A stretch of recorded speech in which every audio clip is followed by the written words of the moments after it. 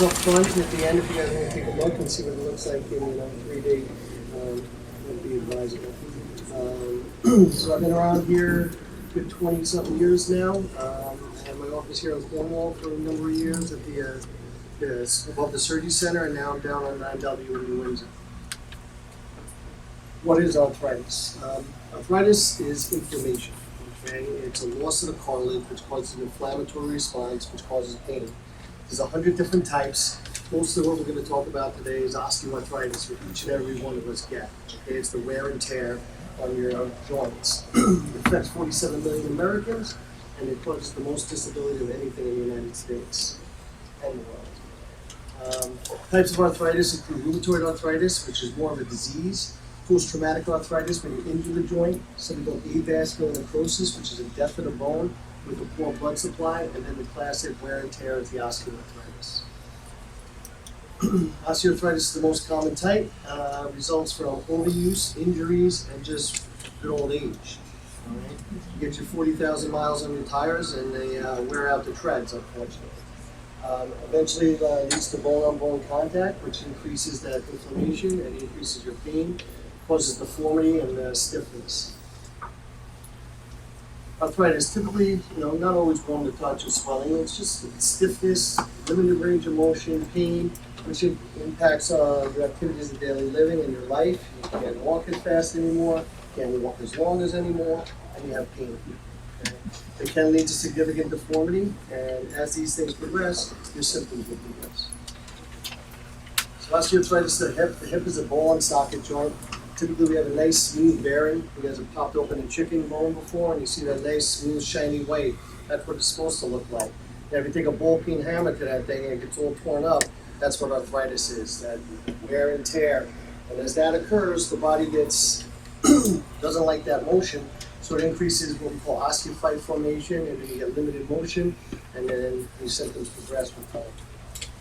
The knees, similar. You see the nice, smooth, shiny surface, and then when it wears away, it starts to become fibrillated and breaks down in multiple stages. Shoulder, same thing. So what do we do? People come in with knee pain, hip pain. We find out, we get a good medical history. We find out, did this start yesterday? Has this been progressing? Did you have an injury when you were a kid? This, along with the physical exam, x-rays, and certain other tests, will bring us to our diagnosis. So that's what an x-ray of a normal joint looks like. You can see this abundant joint spacing here. And then as it wears, you lose all that cartilage, and then you actually start deforming. So people walking around and have that bow leg like they've been riding a horse. It's due to that loss of cartilage, which is sometimes symmetrical, sometimes asymmetrical, which can lead to more deformity. That's a similar picture on the hip. You see that space is nice and wide open.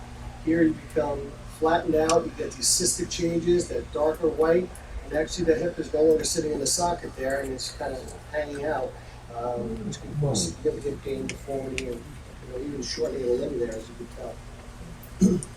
That's the picture of the shoulder with the normal joint versus those big spurs under there, which form because its body's trying to limit your motion because that motion causes pain.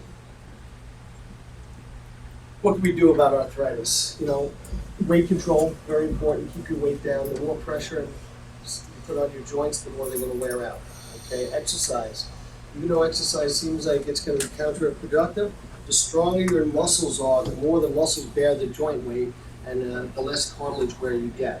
So you want to do low impact, strengthening, walking, biking, swimming. Those are all really good. Hard running, jumping, not so good as we get older and as our joints become degenerative. Supplements, glucosamine is an over-the-counter, like a vitamin for the joints. It's not going to change your overall systemic feel. It's like to get a multivitamin. You don't feel any different, but you know your body's getting the nutrients that it needs. Other supplements, a good overall diet, very important. Once we get to the medication level, Tylenol is just a pain medication, just helps for pain. Usually better off using the anti-inflammatory medications, the Motrin, the Advil, Aleve, etc. If you're able to take that. A lot of folks in here do have other medications that don't allow that. I eat blood thinners. Ice when it's really aggravated. Heat Less so for the joints, but it can help in certain instances. Injections. So we do a stepwise approach in arthritis, conservative measures, lose some weight, get some exercise, see how you do. If that doesn't work, the vitamins and then the anti-inflammatory medication. When those start working, then we get to the next point, which are the injections. Cortisone is, we've all heard of it. It's just a natural, really strong anti-inflammatory. Our body makes cortisone, but by putting it directly into that joint, it can have a profound effect and it can last. How long? Everyone says, how long is my cortisone shot going to last? And I tell them 1 day to 1 year. Meaning, I don't know. All right? There's a lot of different factors that go into it, how advanced your arthritis is, how your body reacts to it, etc.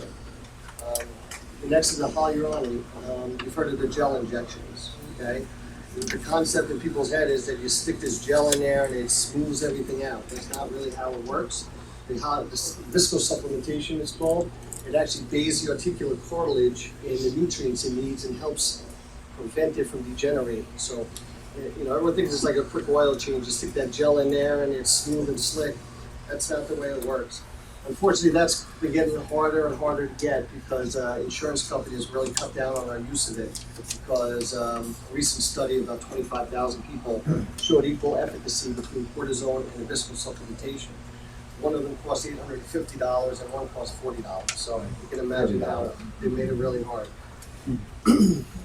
Regenerative medicine, the old stem cells we all hear, okay?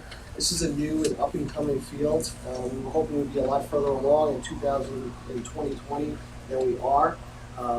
It is not recognized by insurance companies. We do provide it, and it's a combination of different injections which takes what we call mesenchymal stem cells, which have the ability to turn into other things and put them directly into the joints. At this point, we have no science that proves it really does anything, okay? It's a mixed bag. It's your own tissue, so it's pretty safe, but it's very, very, very expensive. And upwards of $5,000 for an injection a day or two.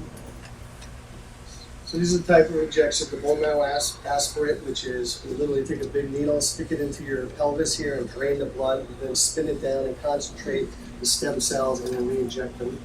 Platelet-rich plasma, we take that out of our blood, and then lipogems is out of fat cells. Amniotic cells are, from someone else, obviously. We don't have amniotic cells. They're from the amniotic tissue when you're babies. This is going to be the future of medicine in many diseases. We're certainly not there yet, so this is kind of our goal for now. And the FDA is kind of reevaluating this as a whole group. When does it get to the point when you need joint replacement? When you've lost the weight, you've done the exercise, your knees are killing you, you tried the anti-inflammatories, and the shots just aren't lasting anymore. Cortisone you can only get once every 3 to 4 months. The hyaluronic acid, the gel, 6 months, and that's mainly due to insurance companies and payment. So when it gets to that point where you're miserable, you can't walk through the supermarket without ever going to sit down, take a nap, and the shots stop working, then we talk about joint replacement. The idea with joint replacement is to take this uneven, round up, area and resurface it with a combination of plastic and metal, depending on the joint we're talking about. Okay. So what are the benefits? It doesn't make it like the man upstairs made it. Okay, it's never going to feel like that. Okay, it's a mechanical joint. It's there to reduce it, take away the pain, increase your mobility, and improve your quality of life. Okay, everyone's a little different, and the results are very, very good. We call it joint arthroplasty because we're resurfacing the joint. So typically, this is a total knee. You'll be in the hospital usually 24 to 48 hours nowadays. It's really come a long way. You make an incision in the front of your knee. You essentially use these special jigs that we preoperatively plan on your x-rays. We make cuts with these jigs. This is supposed to be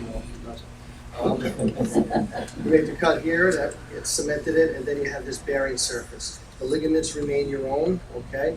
And now you have this nice smooth surface. We balance it out so you're not having that bow leg. Line everything up again, and that's pretty much it. So you're in the hospital usually 1 day now. Going there on Monday, in my case, you have your surgery. The afternoon, when your spinal wears off, you're up walking that afternoon. The next morning you do stairs, and that afternoon you're going home. And that's about 95% of people. Compared to staying in weeks ago, as short as 15 years. All right, so the anatomy of the hip, it's a ball and socket joint. You know, you got that femoral head in your socket. So in this case, again, resurfacing the joint. You're going to dislocate it, cut out your native bone. The stem goes down the canal. We press fit that. Some doctors cement it. We do the same thing on the cup side, and we have a new bearing surface. Typically, the bearings now, this one is an old thing. It's a ceramic head followed by a plastic cup.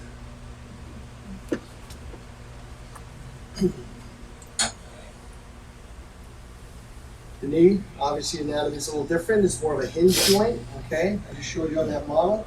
We're gonna cut the arthritic stuff out and resurface that white area in the joint. Comes with that plastic bearing and the ligaments and soft tissues around it which support everything. We also resurface the kneecap in most instances. Some doctors do not do that. This is what those x-rays would look like after you do the procedure. We put that stem down, we put that cup in. It's a terrible x-ray. It should be down like that. And then those go in place, similar with the knee. The shoulder is similar to the hip. It's a ball and socket joint, but with less of a socket, I mean. So that's why we get all of that motion. But the premise is the same. You're going to resurface it with a plastic bearing surface and a metal head to take away the two irregular surfaces that are running together. So what happens? You went through your conservative treatment, you've had your injections, nothing's really working, it's time to get this thing done. You're going to see your medical doctor and or your cardiologist or whatever particular other medical issues you have beforehand. You're going to check your heart and lungs and make sure you're a good candidate for surgery and that you're optimized for surgery. Okay? Some people have heart disease. They're never going to be a great candidate, but is it the risk benefit in their favor, okay, for an elective procedure? Get your dental work done. One of the biggest issues we have with the joint replacement. The joint replacement is essentially a foreign body. All right. When you have dental work, you know, when the cleanings, you spit blood out at the end of it. Okay. Our mouths are not clean. There's lots of bacteria in them that can get into the bloodstream, and where it's going to go is that joint, which could be a disaster. So typically, we'll have people do dental prophylaxis. The new recommendation is a year. But I'm a chicken, so I tell people forever. 4 tablets an hour before your dental work. It's well worth the hassle. You'll attend a class. You're going to meet the therapist, meet the nurses. The more you know about this going in, the better you're going to do. In our offices, we'll provide you with a book that you'll read through. You write down all your questions, okay? Not only about the surgery, but about what do I do at home? How do I get to the toilet? When am I going to shower? All of these things are important to get right up front. And prepare your home because you're going to be on a walker for the first few days. You know, make sure that it's going to fit through the doorway. Make sure you have some help at home for that first week.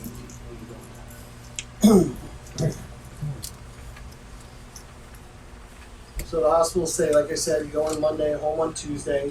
You go to outpatient physical therapy after the first couple of days, depending again, the insurance runs my life. So we'll get you to an in-home therapist for a few days and then to outpatient. Okay? That's becoming harder to get done, to be honest with you. You're in outpatient therapy 4 to 6 weeks typically, and most people are doing really, really, really well in about a month. Hips go a little quicker than knees. The shoulders are better than both. You'll see your surgeon in 2 weeks, and he'll take out your stitches and advance you on to what you're doing. Okay? What are complications? Potential complications. Anytime you go to surgery, there's a potential for an issue. Okay, that's why we have you see a medical doctor, your cardiologist, make sure everything is up to date. Infection is a devastating complication in joint replacement. It could require multiple surgeries, almost sometimes unable to be fixed. Okay, so we're super conscientious about this. When you're getting ready, you're going to have swabs in your nose, and we're going to have you take, wipes on your body for the next 24 hours before. I wear a contraption, it's a spacesuit, it covers my whole body, air can't get out, I get pumped air in so that it minimizes the potential for an infection. Obviously everything's done sterilely and we're super careful about it, but whenever you make a cut in the skin, there's a potential for infection, okay? Getting your house is clean, not like letting a cat lay on your leg after you had your joint replacement. Silly it sounds, you know, it's your pet, but we get a lot of problems with that. Blood clots can be deadly, okay, while you're asleep. Thank God, all of these operations take you less than an hour, so it's a quick operation. You're up walking right away. So blood clots are low chance, but we still worry about them. So you'll be on a blood thinner post-operatively, depending on your doctor. Everyone uses a little different. Nowadays, most people are using just aspirin for about 6 weeks. Premature wear. These don't last forever. They're mechanical. Okay? That's why we don't try and do these when you're 45 years old. We want to wait as long as we can without you being miserable. Typically, a knee lasts about 15 to 20 years, hips are about 20 to 25, and shoulders are about 15 years as well. The problem is, you know, as that plastic wears, it creates particles. The body doesn't like those particles. As it envelops those particles, it can loosen the bond between the cement and or the pressed fit, and once that gets loose, it becomes painful. When it's painful, you gotta go and redo it. The second one's always harder than the first one. So that's why we don't rush into these things. Implant life expectancy, what I would just say. New techniques, you know, every year we come up with new things that are helping us out in post-op recovery. Like I said, years ago, we'd be in the hospital at least a week. Most people went to rehab. Now you're in 1 day and you're home, okay? A lot of that is due to our advanced technology as well as our techniques intraoperatively, okay? How we treat the pain control, etc. Quadriceps sparing knee is a procedure where instead of cutting through the tendon, we just slide below it and we spare that area, slightly improve quad function for the first 2 weeks. Some of these are major, you know, fixes, but they help. Partial knee replacement. These we see a lot more when we do post-traumatic people, younger people, and the very old people are the ones that do well with this. I'm not a big fan, to be honest with you, but it's definitely part of the armamentarium. Anterior approach total hip, there's 5 or 6 ways to do it. Okay? Depends on your training, depends on the equipment you use. So this anterior approach has been around 10 years. I do the anterior approach, but only in about 20% of patients. Okay? And that's because it's a more difficult approach to get everything aligned. And the most important thing to do is get good alignment. So heavier people, men with big muscles, I don't do it. Very thin women is, you know, for the most part, I'll definitely do an anterior approach. There are some doctors that do it on everyone. I don't. Reverse total shoulder. People have heard of rotator cuff tears. So for all these years, you had a rotator cuff tear, it didn't get fixed, or it got fixed and retore. We really had no salvage procedures. The French came up with this reverse total shoulder, where essentially we're going to put the ball where the cup is and the cup where the ball is, and we use the deltoid muscle as an elevator. And it's a wonderful procedure. It's a salvage thing. You don't want to do it if you don't have to, but it really made life great for a lot of people who could not use their own. Okay? So the important thing, identify the cause of the pain. Don't just assume because you have knee pain you have arthritis. Okay, see the doctor if it's getting progressively worse. There are other things that can cause knee pain. That's our job to figure it out. Use of conservative options. You know, start with a little Advil or leave. Ice it up after your walks. Get your weight down and do low impact exercise. And arthritis, we can manage this for years and years and years. You'll know when you're ready. You'll walk in and say, "Doc, I'm ready." Right? Then we talk about the joint. The more you're prepared, you know, the better you're going to do. I don't want this to sound terrible, but you have to have suffered a little bit to appreciate a joint replacement. Okay? I get some young guys coming in. I hurt my knee when I was in college. You're 41 years old, and it hurts when I, you know, downhill ski over moguls. You don't need a knee replacement. Okay? You have to literally be in pain on a regular basis, because, like I said, it's never going to feel like your natural knee. So when you're limping around every day and you get that knee, it's that's what we want to see, all right? So sometimes you'll see people come in, I want my knee replaced. I'm going to argue with you for a while. I'm going to try everything else, and I'm going to make you go through those steps so that when we finally get it done, you're going to get the great result we're looking for.